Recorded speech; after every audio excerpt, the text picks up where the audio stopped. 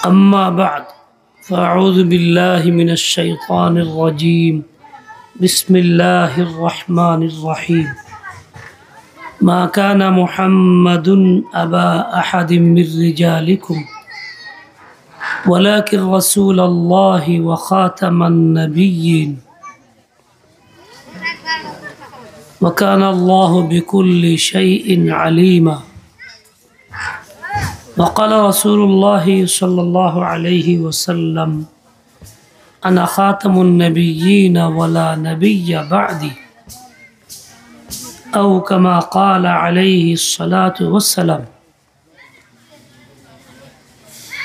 محترم حاضرين الله پاک الشكر الله تعالى আমাদেরকে রাওয়াতুল উলুম আল ইসলামিয়া মাদ্রাসা দৌলতপুর নয়াপাড়া মানিকগঞ্জের উদ্যোগে এই ওয়াজ ও দোয়ার মাহফিলে শরীক হওয়ার তৌফিক দান করেছেন, আসার সুযোগ দিয়েছেন, সেজন্য আল্লাহ পাকের শুকর আদায় করি আলহামদুলিল্লাহ।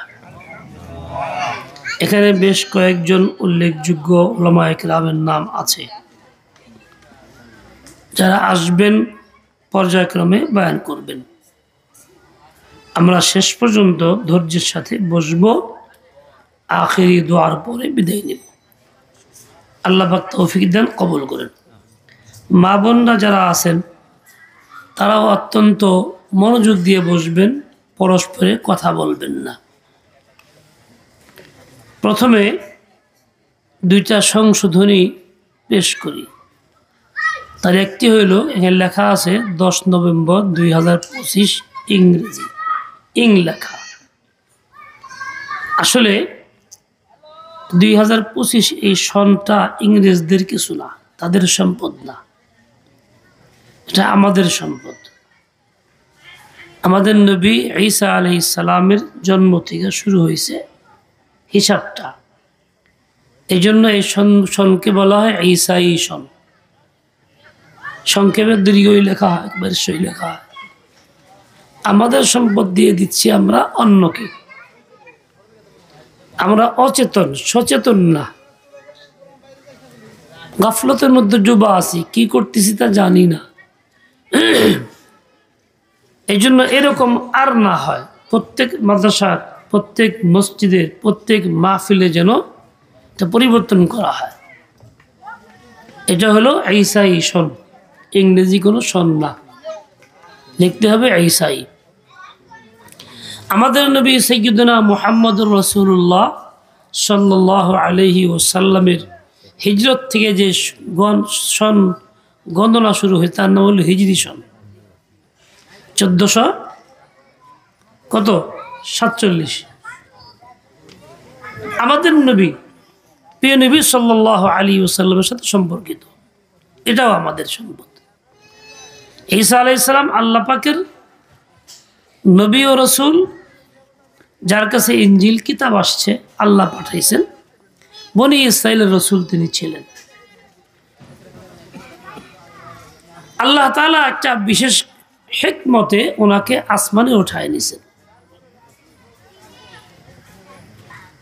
আল্লাহ তাআলা আবার দুনিয়াতে পাঠাবেন, আমাদের নবী মুহাম্মদুর রাসূলুল্লাহ সাল্লাল্লাহু আলাইহি ওয়াসাল্লামের উম্মত হিসাবে পাঠাবেন। কবে? দিন তারিখ অনির্ধারিত, তবে কিয়ামতের আগে লক্ষণাদি আছে, ওই লক্ষণ আসলে পরে পাঠাবেন। ইমাম মাহদি আলাইহিস সালামও আসবেন। এনারা আসার পরে বাতিলের সঙ্গে লড়বেন, সারা দুনিয়া দিন প্রচার করবেন। এক পর্যায়ে পুরা দুনিয়াতেই ইসলামী হুকুমত কায়েম হবে, সময় আসবে। তো উনি আসবেন যখন ঈসা আলাইহিস সালাম, তো নতুন নবী হয়ে আসবেন না, বরং নবুয়তের মর্যাদা আছে, তারপরে অতিরিক্ত উম্মতে মুহাম্মাদি, অতিরিক্ত উম্মতে মুহাম্মাদি। এই জন্য এই কথাটা বলা উচিত। বলেন শেষ নবী মুহাম্মদ, বলতে অসুবিধা লাগে? বলেন শেষ নবী মুহাম্মদ সাল্লাল্লাহু আলাইহি ওয়াসাল্লাম। ঈসা নবী উম্মত, বলেন কি বাইর থেকে নিয়ত করে আছেন, কিছু কইবেন না এরকম? বলেন শেষ নবী মুহাম্মদ, ঈসা নবী উম্মত, নতুন কোনো নবী নাই, সংসদেও আইন চাই। তবে উনি পুরাতন নবী, নবী হিসাবে আসবেন না, কি হিসাবে আসবেন? উম্মত হিসাবে আসবেন। আজকাল খ্রিস্টানরা আমাদের দেশে সাধারণ লোকদের দাওয়াত দেয়, ধোঁকা দেয়। কি দাওয়াত দেয়? যে দেখেন আমরা এমন নবীর কথা বলি যে এই নবীকে মানা আপনাদেরও ফরজ। মানে সমস্ত নবীর প্রতি ঈমান আনা এটা ফরজ না? ঈমান আনা মানে নবীকে বিশ্বাস করা, তিনি আল্লাহর পক্ষ থেকে নবুয়ত নিয়ে দুনিয়াতে আসছেন, উম্মতের কাছে আসছেন, তার কাছে এই কিতাব আসছে ইনজিল। কিন্তু এটা একটা বিশেষ মেয়াদে শেষ হয়ে গেছে, রহিত হয়ে গেছে। ওই মেয়াদ থাকাকালীন সময়ে তখনকার লোকদের ঈমান আনাও ফরজ ছিল, মানাও ফরজ ছিল। ওই মেয়াদ শেষ হয়ে গেছে, এখন আমাদের জন্য আর এটা নাই। হ্যাঁ, নবী হিসাবে তিনি আছেন, নবীদের তালিকাভুক্ত আছেন। তো নবুয়তের কাজ শেষ, কর্ম শেষ। যেমন মুসা আলাইহিস সালামের কাজ শেষ, ওনার দাওয়াত গ্রহণযোগ্য নয়। ঠিক তেমনি ইব্রাহিম আলাইহিস সালামের কাজ শেষ, গ্রহণযোগ্য না তার দাওয়াত অনুসরণ করা। ঈসা আলাইহিস সালামের দাওয়াতও গ্রহণযোগ্য না, যেহেতু নবুয়তের জিম্মাদারিও শেষ, কাজও শেষ, রহিত হয়ে গেছে। কোরআন আসার পরে এবং সাইয়্যিদুনা মুহাম্মদুর রাসূলুল্লাহ সাল্লাল্লাহু আলাইহি ওয়াসাল্লামের দুনিয়াতে আসার পরে পুরাতন কোনো নবীর নবুয়তের কাজকর্ম বহাল নাই, সব রহিত। আর ওরা বলে দেখেন এমন একটা নবীর কথা বলি যে নবী আপনারাও মানেন। সব মানুষকে ধোঁকা দেয়, বোকা বানায়। আমরা অবশ্যই মানি, মানে বিশ্বাস করি, তাই মানে তার আনিত শরীয়ত ফলো করি না, তার শরীয়ত অনুসরণ করি না। করলেও এটা হবে গুমরাহি, ভ্রান্তি। আমাদের নবী মুহাম্মদুর রাসূলুল্লাহ, যিনি সারা বিশ্বের সকলের নবী, সর্বশ্রেষ্ঠ নবী, সর্বশেষ নবী ও রাসূল। ইনার আদর্শই আদর্শ, ইনার তরিকাই তরিকা, ইনার শরিয়াতই শরিয়াত। কিয়ামত পর্যন্ত আনিওয়ালি উম্মত, সে যেই বর্ণের হোক, সে যে ভাষার হোক, যে কোনো স্থানের হোক, সকলের নবী রসুলকে মুহাম্মদুর রাসূলুল্লাহ সাল্লাল্লাহু আলাইহি ওয়াসাল্লাম। কাজে ওরা ধোঁকা দিয়ে বোকা বানায়, আমরা যেন এই ধোঁকা পইরা বোকা না হয়ে যাই। দেখেন কোরআনে পাকে আল্লাহ তাআলা উল্লেখ করছেন হযরত ঈসা আলাইহিস সালাম সম্পর্কে, যিনি বলছেন উম্মতকে যে আমি আন্নী রাসূলুল্লাহ ইলাইকুম, হে বনি ইসরাইল, আমি তোমাদের কাছে রসুল হয়ে আসছি। তাহলে উনি সীমিত বনি ইসরাইলদের রসুল। আর আমার নবী বনি ইসরাইলের না, বরং ইয়া আইয়ুহান নাস, হে সকল মানুষ। ইন্নী রাসূলুল্লাহ ইলাইকুম জামিআ, আমি তোমাদের সকলের জন্য রসুল। কিয়ামত পর্যন্ত যত মানুষ আসবে পৃথিবীতে সবার জন্য। আমার নবীর দাওয়াত তো চলবে, কিন্তু ওই ঈসা আলাইহিস সালামের দাওয়াত আর চলবে না। এই কথাগুলি আমরা যারা একটু বুঝি শুঝি তারা হয়তো বা শুনি, একটু বুঝি, কিন্তু যারা ইলমে দ্বীনের চর্চা থেকে বঞ্চিত, ওয়াজ মাহফিলে আসে না, তারা কি এই খোঁজখবর রাখে না। যার জন্য সুযোগ পায় ওরা ধোঁকা দিয়া ওই সাধারণ মানুষটাকে বিপদগামী করে, কাফের বানায়, হযরত ঈসার উম্মত বানায় দেয় দাওয়াত দিয়ে। ঈসা আলাইহিস সালাম তো বাস্তব নবী এবং রসুল ছিলেন, কিন্তু এক পুরা কবাইলা বাস্তবে নবী ও রসুল না, যার নাম মির্জা গোলাম আহমদ। কাদিয়ানের জন্ম, কাদিয়ানের মৃত্যু। ওই পুরা কবাইলা আবার নিজেকে নবী বলে দাবি করে, শুধু ডাইরেক্ট নবী না, ধাপে ধাপে দাবি করে। একবার মাসি ঈসা মাসি, মাসি মউদ, জিল্লি নবী, এই ধরনের ইমাম মাহদি, খলিফাতুল্লাহ, একবার একটা কইতে কইতে শেষ পর্যন্ত 1901 সনে নিজেকে চূড়ান্ত নবী বলে দাবি করে। বলেন নাউযুবিল্লাহ। ওই যে দাবি করছে, ও কি সত্য দাবিদার না মিথ্যা দাবিদার? বলেন বলেন হযরত মুহাম্মদ শেষ নবী, গোলাম আহমদ মিথ্যাবাদী। জোরে বলেন, হযরত মুহাম্মদ শেষ নবী, গোলাম আহমদ মিথ্যাবাদী। কাজে ও যে বলছে মিথ্যা কথা বলছে, এই কথা বলার কারণে ও যেমন কাফির হয়ে গেছে, কারণ আমার নবীকে মানল না, নবুয়তের শরীয়ত থেকে বের হয়ে গেছে, নবুয়তের দাওয়াত থেকে বের হয়ে গেছে, উম্মত হওয়ার থেকে বের হয়ে গেছে। শুধু তাই করলো তা না, বরং সে আমার নবীর মর্যাদা ছিল শেষ নবী হওয়া, সর্বশ্রেষ্ঠ হওয়া, এই মর্যাদা নিয়ে তারা ইসলামকে নিজের মধ্যে ফিট করার চেষ্টা করছে। আর নবীর মর্যাদা নিয়ে তারা হেসরা করে আঘাত দেয় নবীর মর্যাদায়, সে কি মুসলমান থাকতে পারে? সে কি কাফের।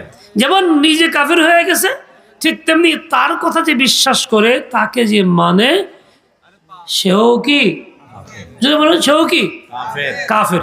এই যে যত কাদিয়ানী অনুসারী আছে পৃথিবীতে, কম হোক আর বেশি হোক, যেখানেই হোক না কেন, তারা মুসলমান না কাফের? যদি বলেন মুসলমান না কাফের? কাদিয়ানীরা কাফের। এই কথার সাথে একমত না থাকলে ঈমান থাকবে না। দেখেন, আমি যে ঈমানদার, ঈমান আনছি, এই কথা আমাকে বিশ্বাস করতে হবে না? আলহামদুলিল্লাহ আমি মুমিন বলেন,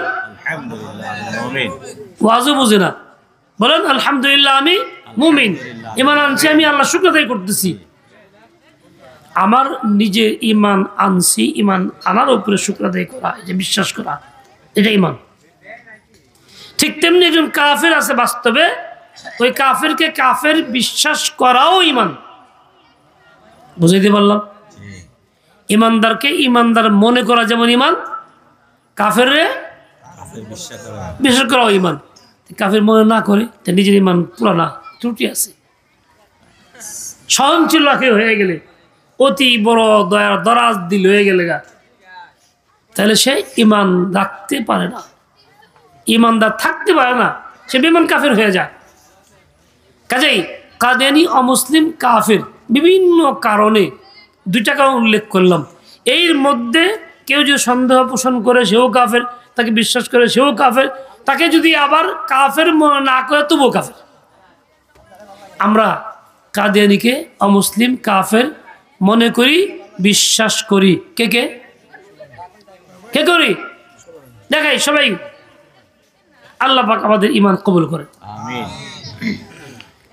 দেখেন, কাদিয়ানী কি আজগুবি কথা বলছে। এক পর্যায়ে বলছে সে নিজেই আল্লাহ হয়ে গেছে, যা পাগলে কইতে পারে। সে আল্লাহ যদি হয়, তো আল্লাহ তো মউত নাই। আল্লাহু লা ইলাহা ইল্লা হুয়াল হাইয়ুল কাইয়্যুম, চিরঞ্জীবী। পোকা দাওয়াত দিয়েছেন, পোকা আসবো না? কি আসবো? লাইট দেওয়া যাও, পোকা আসবো না? আল্লাহ চিরঞ্জীবী। আর কাদিয়ানী আছে না মরছে? কথা কন না কেন? 1901 সালে নবুয়ত দাবি কইরা 1908 মারা গেছে, দুনিয়ার থেকে গেছে। তা মরছে কি অবস্থা জানেন? কলেরা হয়ে মরছে। কোন নবী পৃথিবীতে এরকম রোগে আক্রান্ত হইয়া মারা যান নাই। একমাত্র খবিস মিথ্যুক দেখে আল্লাহ শাস্তি দিয়েছে, যা তুই এরকম পায়খানার মধ্যে জড়ায় মরে মরে, এটা একটা শাস্তি তার। 1908 মারা গেছে।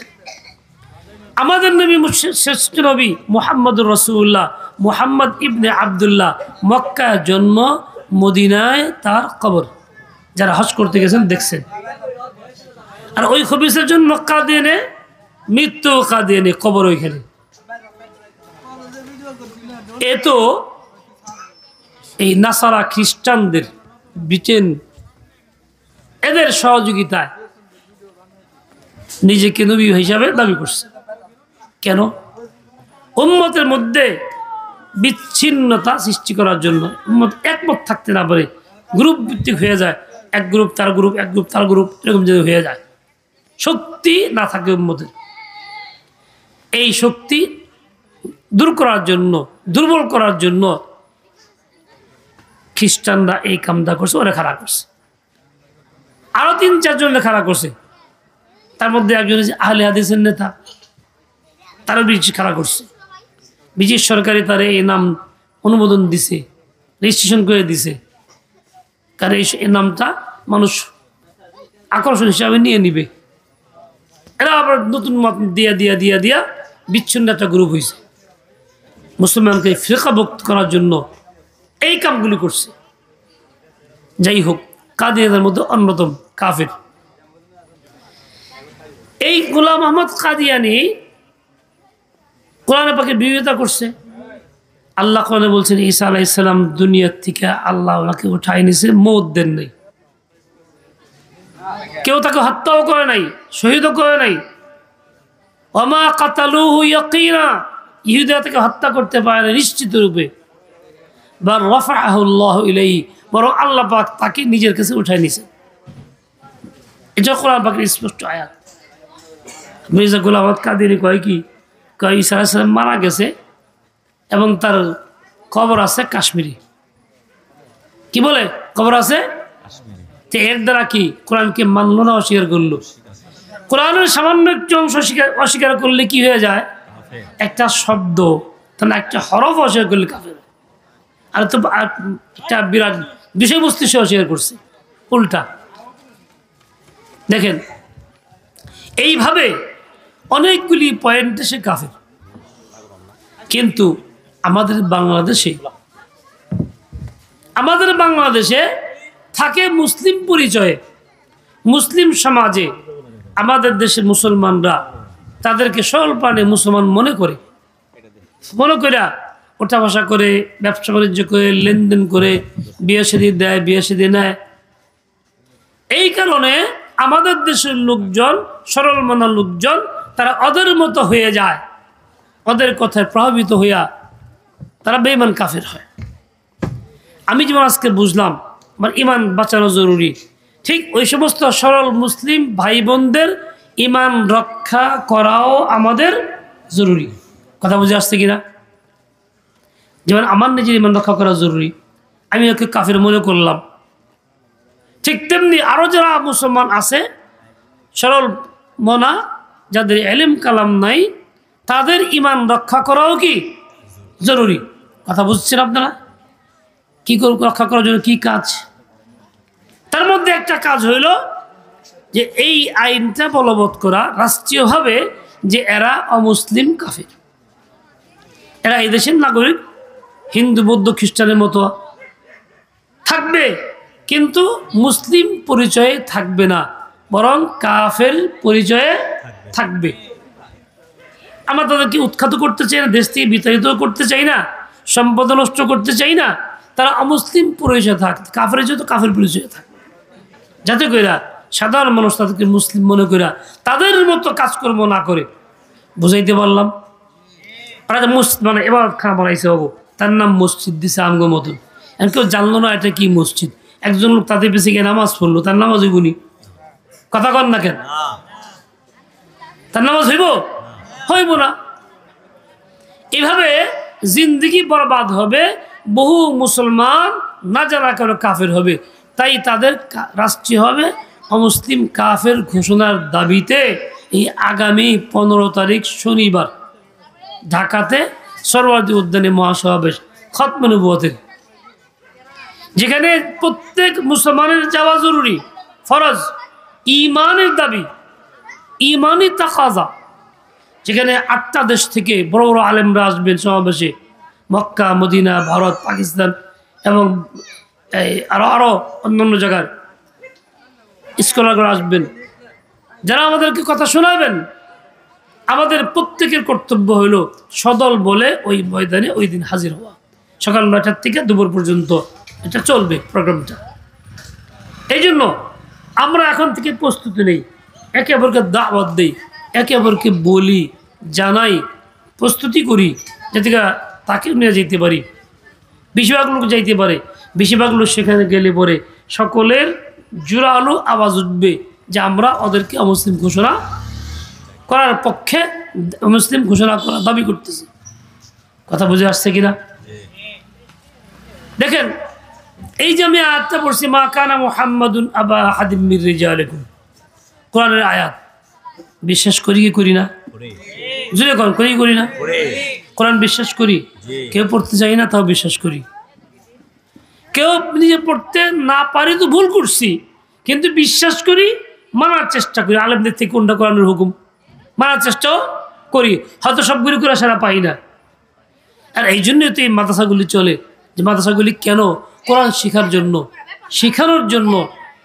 ছেলেদের মাদ্রাসা ছেলেদের কোরআন শেখানো হবে, মেয়েদের মাদ্রাসা মেয়েদের কোরআন শেখানো হবে, এ বিশ্বাস করি মানে দেখেই তো। আচ্ছা বলেন, কোরআন যদি না থাকে তাহলে এই মাদ্রাসার কোনো গুরুত্ব আছে? বলেন, দরকার আছে? কাদিয়ানি খবিস কি কাম করতেছে? ওই খবিসে এমন কাজ করে যার দ্বারা কোরআন থাকে না নাকি? কোরআনে পাকে আল্লাহ বলছেন, মা কানা মুহাম্মাদুন আবা আহাদিম মির রিজালিকুম, মুহাম্মদ সাল্লাল্লাহু আলাইহি ওয়াসাল্লাম তিনি তোমাদের কোনো পুরুষ বালেগ পুরুষের পিতা নন। হ্যাঁ, ওনার সন্তান, ছেলে সন্তান জন্মাইছিল, তারা কম বয়সে দুনিয়া থেকে বিদায় হয়ে গেছে। রাজুল বড় বালেগ সন্তানকে বলে, কারণ উপযুক্ত কোনো ছেলে ওনার নাই। আল্লাহ পাক এই আয়াতের মধ্যে একাধিক জিনিস বোঝাইছেন। একটা হলো পালক ছেলে ছিল, যে পালক ছেলে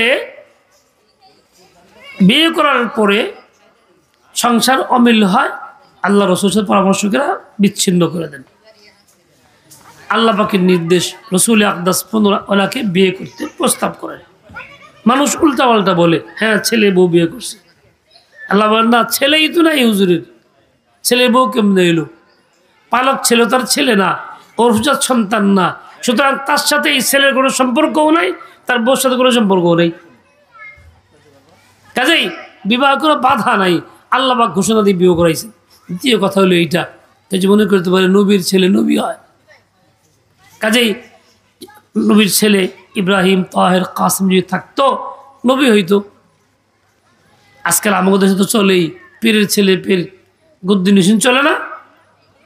আর আগে ছিল নবীদের ছেলের মধ্যে অনেকেই নবী ছিলেন, বংশ পরস্পর নবী ছিলেন। ইসহাক আলাইহিস সালাম, ইয়াকুব আলাইহিস সালাম, তারপরে ইব্রাহিম আলাইহিস সালাম উপরে, এভাবে পর্যায়ক্রমে নবী ছিলেন বংশতে বেশ কয়েকজন পর্যন্ত। ইউসুফ আলাইহিস সালামও এই বংশেরই। কাজেই নবী থাকলে পরে চিন্তা, তাহলে আরেকজন নবী আসবে। কয় না, বাল্য বয়সে বাচ্চাদেরকে আল্লাহ নিয়ে গেছে, যে নবী আর আসবে না, ধারাবাহিকতা এখানেই শেষ। মুহাম্মদ সাল্লাল্লাহু আলাইহি ওয়াসাল্লাম আখিরি ব্যক্তি, আখিরি নবী ও রাসূল। এই কথা আল্লাহ বলেছে, মা কানা মুহাম্মাদুন আবা আহাদিম মির রিজালিকুম ওয়ালাকিন রাসূলুল্লাহি ওয়া খাতামান নাবিয়্যিন। কাদিয়ানি কি করলো? এই কোরআনকে অস্বীকার করলো। কাজেই ওদের মত বলবৎ থাকলে কোরআন থাকতেছে না।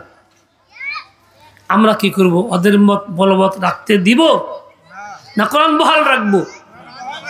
কাজে, কর্মে, আমলে, আকীদায়, বিশ্বাসে, এবং ওদেরকে অমুসলিম ঘোষণার চেষ্টা করার মাধ্যমে কোরআনকে বহাল রাখবো। কে কে রাজি আছি? সবাই রাজি আছে তো? এটা নিয়ে বাঁচবো, এটা নিয়ে মরবো। এটা আবার আকীদা, এটা আবার ঈমান। ঠিক তেমনি হাদিসের মধ্যে এই কথা আসছে, আনা খাতামুন নাবিয়্যিন ওয়ালা নাবিয়্যা বা'দি, আমি শেষ নবী, নবীদের শেষ ব্যক্তি, আমার পর কোনো নতুন নবী আর দুনিয়াতে আসবে না।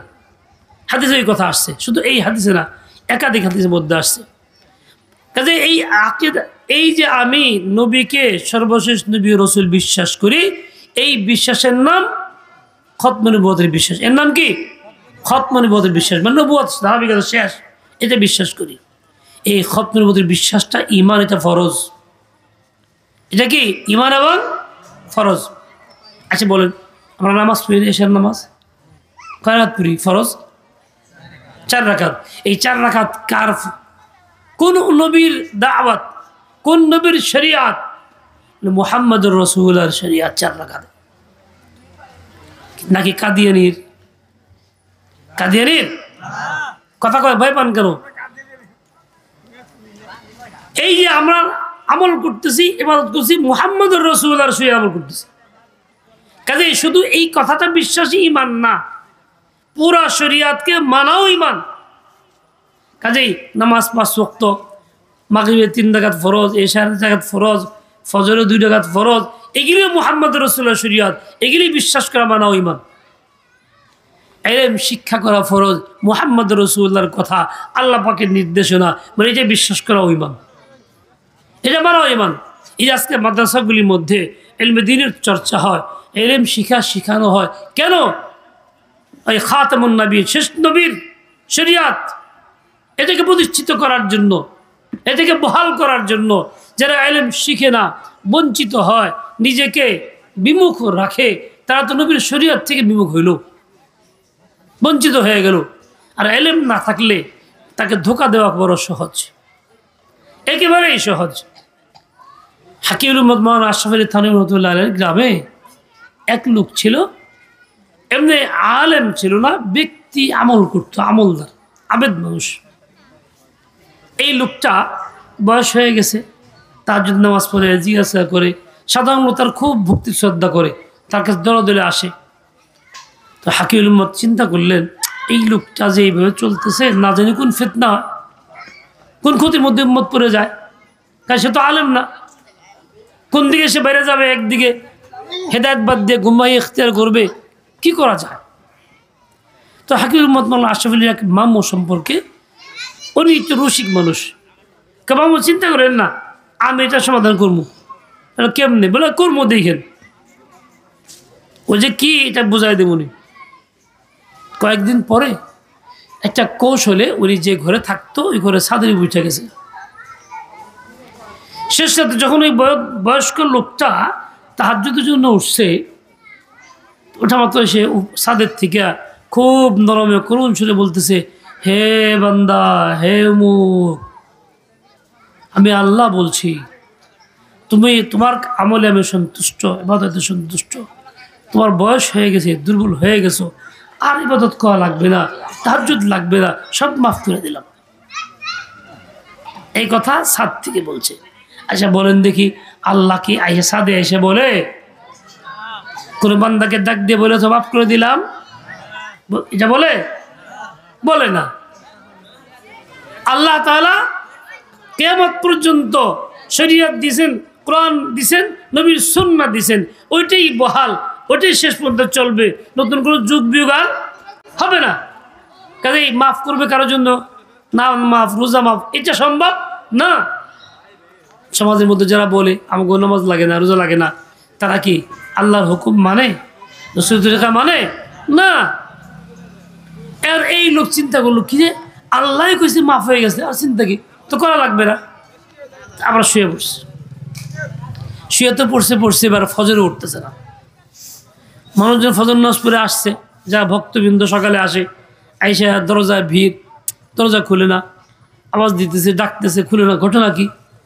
কোনো সমস্যা হইলো কিনা, বেশি অসুস্থ কিংবা মারা গেল কিনা, সবাই একটা দিশেহারা। অনেক পরে দরজা খুলছে, কি হয়েছে হুজুর? বলে আর কইও না, আমি এই জন্য উঠলাম না, দরজা খুলি নাই, আল্লাহ বলছেন, আল্লাহ সন্তুষ্ট হয়ে গেছে, আমার আর কোনো ইবাদত আমল করা লাগবে না।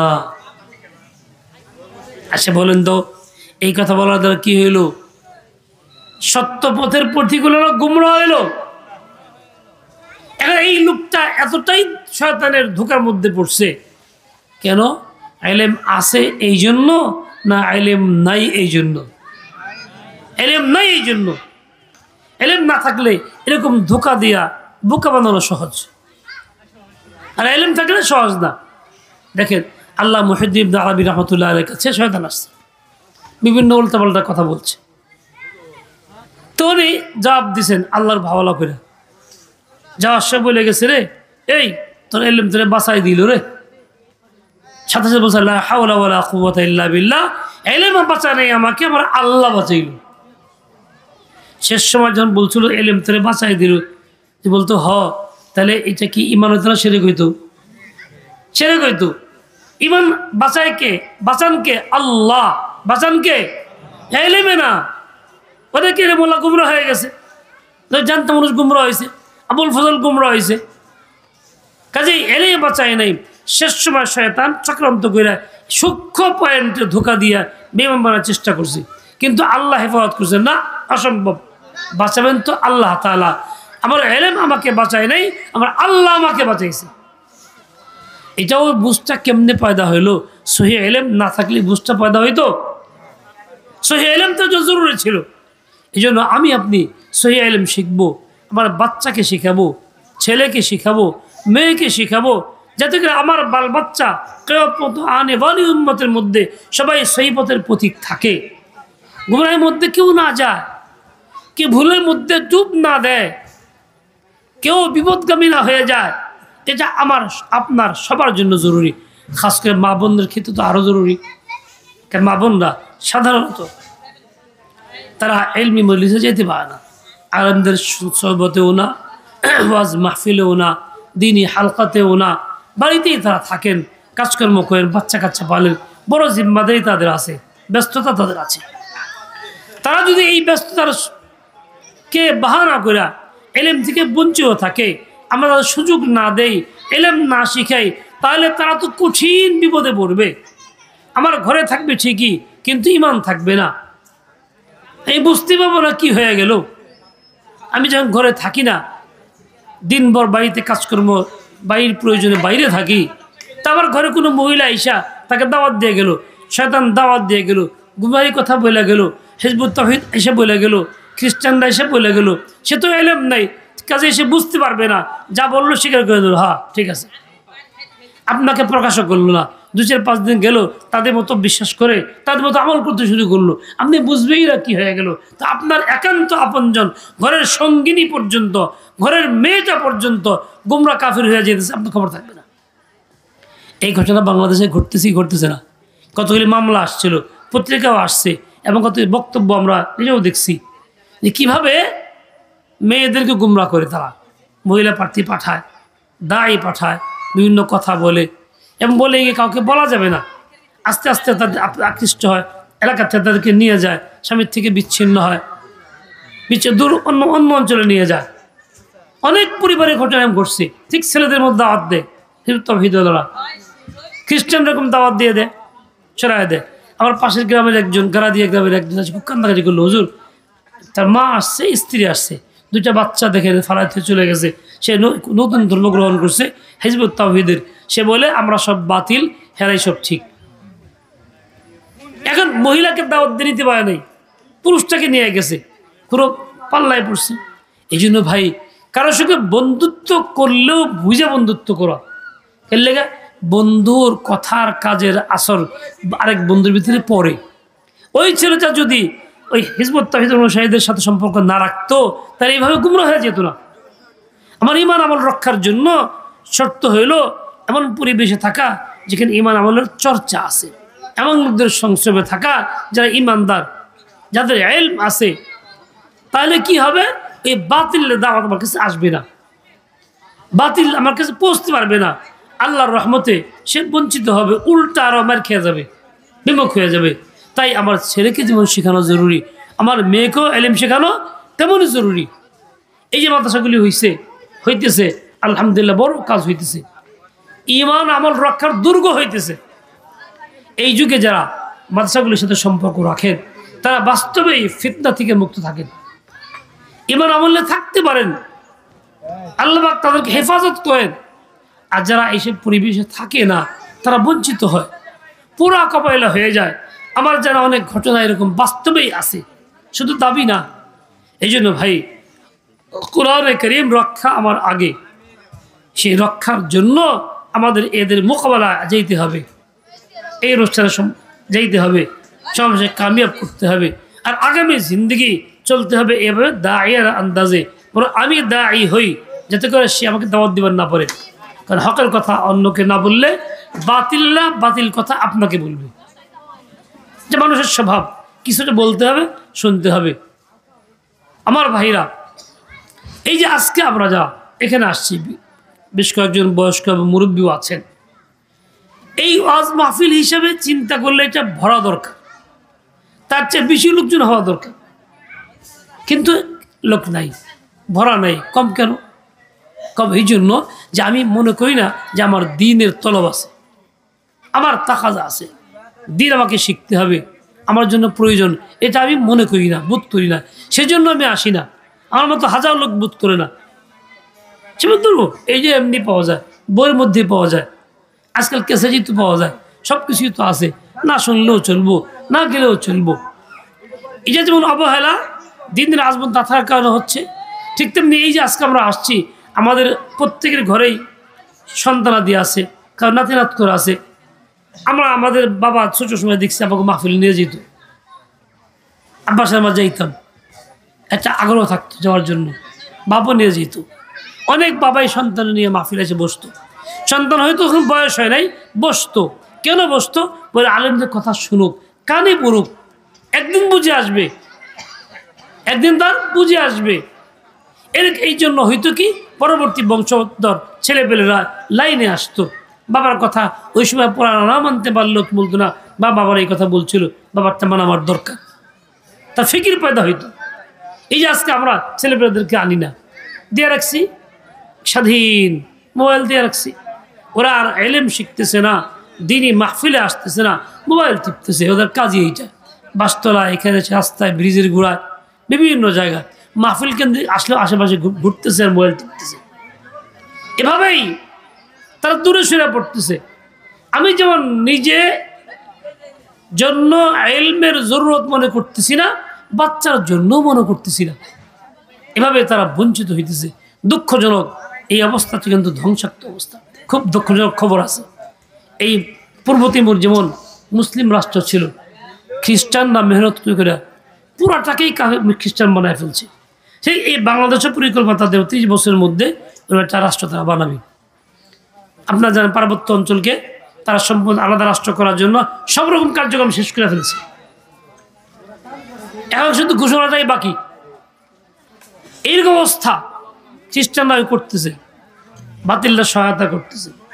আজকে আমি যদি অচেতন থাকি, ঘুমায় থাকি, বাল বাচ্চাকে দিনের প্রতি না নেই, তা আমার বাল বাচ্চারা ওদের খপ্পরে বলবে, ওরাই আমার শত্রু হয়ে দাঁড়াবে, ওরা আমাকে মারবে। বাল বাচ্চা বলবে এই বুড়াগুলি বেকার, সমাজের মধ্যে বোঝা, এই দিয়ে কিছু হবে না, ওরাই বলবে। এক বাচ্চা তার দেশে ঘোষণা দিছিল যে কোনো বৃদ্ধ মানুষ যারা, এদেরকে রাখা যাবে না, এদের পাহাড়ে নিয়ে রেখে আসতে হবে, বাসে বাসুক মনে মরুক, এদের জন্য সময় নষ্ট করা যাবে না, খরচ করা যাবে না, সমাজের মধ্যে বেকার অথর্ব। তো এরকম বাধ্য হয়ে আইনের কারণে অনেকে রেখে আসতো। তো এক ছেলে, একই ছেলে বাবা, খুব সম্পর্ক ভালো, মহাব্বত করে একে অপরকে খুব ভালো। এই ছেলেটা চিন্তা হলো বাবা বড় হয়ে যেতেছে, কি করবো, রেখে আসবো কেমনে, রেখে আসবো, বাবাকে ছাড়া আমি বাঁচবো না, হইতে পারে না। তো সে তারপরও আইনের কারণে সে নিয়ে গেছে, বৃদ্ধ অবস্থা বাবারে ফালাই দিতে। কিন্তু ওখানে গিয়ে এমন হয়েছে, হারে এই অবস্থা বাবারে কেমনে রেখে যাই, তার চেয়ে চুপচাপ নিয়ে যায়, ঘরে কোথাও রাখবো চুপচাপ, কি বুঝতে না পারে, মানুষ দেখছে তো নিয়ে আইসি, তো বাড়িতে নিয়ে আবার চুপচাপ ঘরে করে মাটির নিচে রাস্তা রাখছে। এখন বাবার সঙ্গে কথাবার্তা বলে, খাওয়া দাওয়া, মেহমান সব কিছু করে, বাদশাহ ঘোষণা দিছে, যা পুরস্কারের ঘোষণা। ঘোষণাটা কি? একটা ঘোষণা এই, গাছের ডাল কেটে দেওয়া হবে, এই যে ডালটা সমান থাকবে, কোনটা আগা কোনটা গোড়া, এটা বুঝাই দিতে হবে, যে পারবে তাহলে পুরস্কার দেওয়া হবে। এখন গাছ কাটলে পরে, ডাল কাটলে পরে সমান দেখা যায়, কোনটা কেমনি বুঝবো, কারো মাথায় ধরে না। ছেলেটা গেছে বাবার কাছে, বাবা এই বাচ্চা তো ঘোষণা দিছে, আচ্ছা এটা কোন ব্যবস্থা আসেনি? আমাকে হ্যাঁ ব্যবস্থা আছে। বলে কি? বলে তুমি একটা কাম করবা, পানির মধ্যে ডালটা ভিজাইবা, যেই মাথাটা একটু নিচু হবে, ডুবন্ত হবে, ওটাই গুড়া। গিয়ে বাচ্চার কাছে গিয়ে বলছে আমি পারবো। কেউ পারে নাই, সে পারছে, পুরস্কার নিছে, একাধিক পুরস্কারও নিছে। তুই পাইলা কোথায় গেলি? তখন সে বলছে আমার বাবা বিরুদ্ধ মানুষ, তারা ফালাই নেই, এভাবে রাখছি, তার কাছ থেকে নিয়ে আসছি। তো বাচ্চা বললো সর্বনাশ, ভুল করছি, কত বিরুদ্ধ মানুষ ফেলে দিছি, এত অভিজ্ঞতা আছে, এদের দরকার। তো এই ছেলের এই কৌশলের কারণে বৃদ্ধদের ফালানোর ব্যবস্থা হয় নাই, বন্ধ হয়ে গেছে। এই আজকে আপনারা আমার বয়স্ক মানুষ, বৃদ্ধ, দুনিয়ার কাজেও অভিজ্ঞতা সম্পন্ন, দিনের কাজেও অনেকটা অভিজ্ঞতা সম্পন্ন, আপনাদের খুব দরকার এই অভিজ্ঞতায় কাজে লাগাইয়া ভবিষ্যৎ বংশধরকে দিনের উপরে কেমনে ওঠাবেন, এই মেহনত করা আমাদের সকলের দায়িত্ব কর্তব্য। আল্লাহ পাক আমাকে আপনাকে সবাইকে সেই বুঝ দিয়ে দেন, হিম্মত আলে তৌফিক দিয়ে দেন। ওয়া সাল্লাল্লাহু তাআলা আলা নবিয়িল উম্মি ওয়া আলা